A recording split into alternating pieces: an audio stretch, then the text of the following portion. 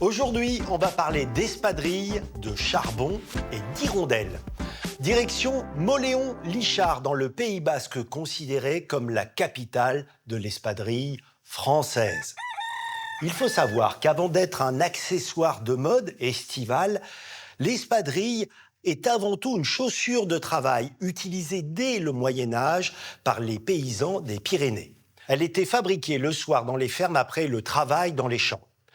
À la fin du 19e siècle, on va passer du stade artisanal au stade industriel, notamment à Mauléon. Les manufactures ouvrent les unes après les autres, au point que la main-d'œuvre vient à manquer.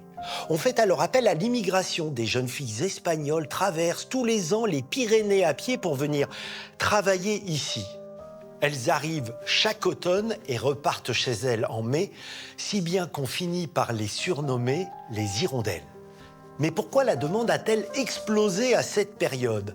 La réponse étonnante se trouve dans le nord de la France, plus précisément dans les mines de charbon, où l'on craignait par-dessus tout le mortel coup de grisou. Grâce à l'espadrille basque fabriquée sans aucune pièce métallique, aucun risque de provoquer une étincelle. Cet âge d'or va se terminer dans les années 50, puis les sandales, bas de gamme et bon marché fabriqués en Chine vont envahir le marché. Mais depuis quelques années, l'espadrille française, certes un peu plus chère, mais de bonne facture, connaît une deuxième jeunesse.